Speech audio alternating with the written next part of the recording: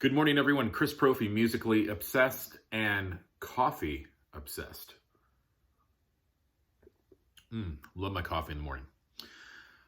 Today, I want to do a quick video. I wanted to get in here before my workday started here.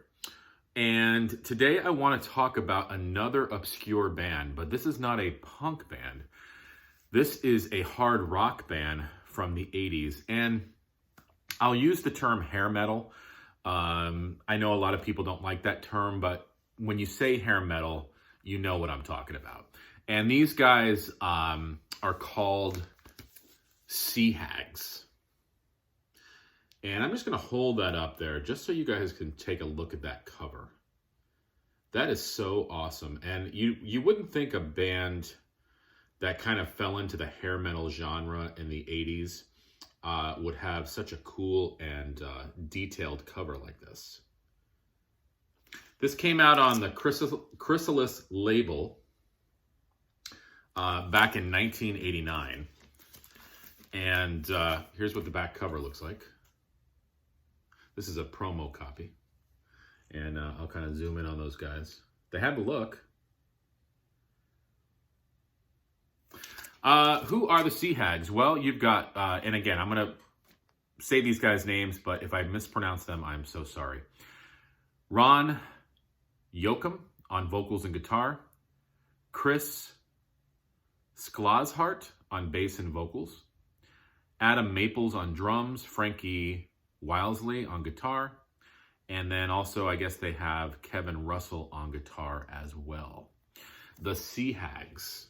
This was their one and only album. Yeah, they only lasted for one album, and it's a shame because these guys rock. I'm going to further explain their sound. Within that hair metal genre, I would classify these guys as more of a sleaze rock band. I get a big-time Faster Pussycat vibe. So if you like and know Faster Pussycat, you're going to dig these guys. They are so good. They actually should have been bigger than they were. I was reading some stuff about them, and I'm going to share some information that I found out online about the Sea Hags. They had all the signs pointed to success. They had the look, they had the sound, they had the backing. Unfortunately, like a lot of bands at this time, there was a lot of drug issues. Which sort of thwarted those plans. Okay, so let me talk about the Sea Hags a little bit. This debut album and only album, Sea Hags, came out in 1989. Okay, before that though, the Sea Hags were formed in San Francisco.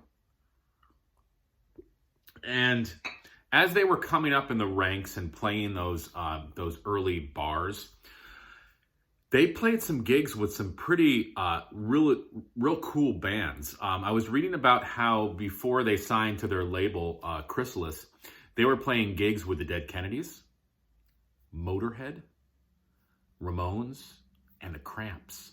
So that was such a cool scene, and I'm not even going to pretend to know what that scene was like because I wasn't involved in that scene, but I can only imagine.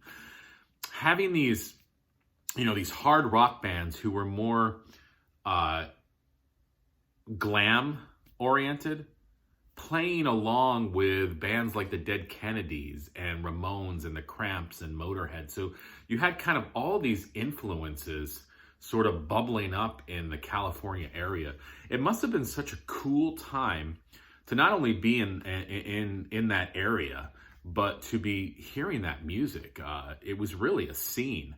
I've talked about the punk scene during that time, labels like Alternative Tentacles and the SST label.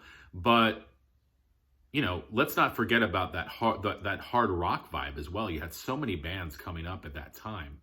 Your Rats, your Motley Crues, and more heavier stuff like Wasp and, things like that. And then you had bands like Sea Hags who made a major label release, but really didn't go any further than that. And for myself, I had never heard of these guys until a few months ago. And I really like hard rock. And I'm like one of those types of people, as you know, if you watch my channel, I do seek out those underground groups, those sort of unknown albums. And this one sort of was totally like hidden from my, knowledge for the longest time until, and I was trying to think this morning, how the heck did I hear about Sea Hags?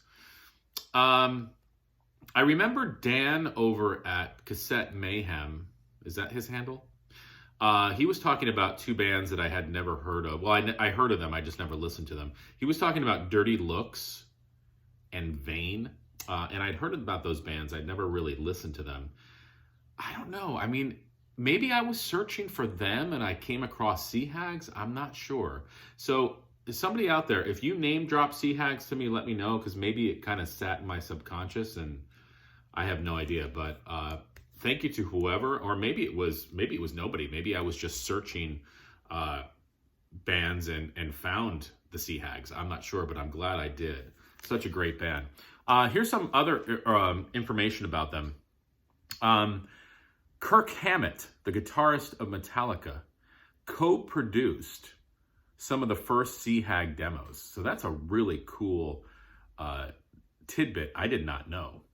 And also, this album was produced by Mike Klink, who had just finished producing Guns N' Roses' Appetite for Destruction. And we know how big that album became. So I'm telling you, folks, these guys had everything going for them. They had the look, they had the songs, they had the sound, they had the backing, Mike Klink producing, Kirk Hammett involved in early demos.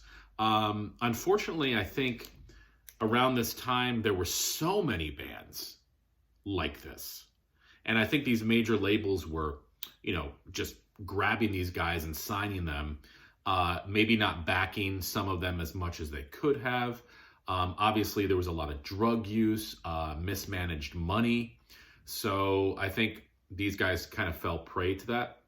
But a great album. If you can find this and you are into sleaze rock, sort of like Faster Pussycat, definitely try to seek this out and get it. I've been listening to it nonstop over this last few days. It's awesome.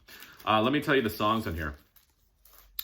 Half the Way Valley, Doghouse, Too Much T-Bone, Someday, Back to the Grind. Side B, Bunk Bed Creek, In the Mood for Love, Misfortune, All the Time, Three's a Charm, and Under the Night Star. I believe that this album was re-released on CD, remastered, and has some extra tracks on it as well. So if you can't find the vinyl, I'm sure that the CD version is out there. Sometimes I'm a little leery about buying remastered and remixed CDs, because a lot of times when they're remastered and remixed, I find them to be too loud, and there's a lot of clipping in the sound, and I actually prefer the original mixes of the album. But I mean, that doesn't happen all the time, and I'm not going to pretend to be an audiophile. I'm just telling you what I think sounds good. And a lot of times I do prefer like the earlier pressing of the CD or the earlier pressing of the album. Again, there's nothing wrong with some of these later pressings. Some of them sound great, but I find that sometimes they're a little loud and they do clip. And it can be a little annoying, but I digress. Sea Hags, check them out. I mean, if that cover doesn't do it for you, then I don't know what's going on. But these guys are great. Again, if you like Faster Pussycat, if you like that whole sleaze rock, rat, California sound from the 80s, you're going to love these guys. I'd like to know if anybody out there is a Sea Hag fan, if anybody's heard these guys, what you think. And I haven't said this in a while, but listen, if you like this channel, subscribe. Tell your friends about it. I'm making videos quite a bit, and I love it. I love what I do. I love the VC. I've learned so much about being on here, and I'd like to share that with anybody who's listening. So thanks again, and listen, enjoy the rest of your day, and listen to the Sea Hags. It'll improve your day.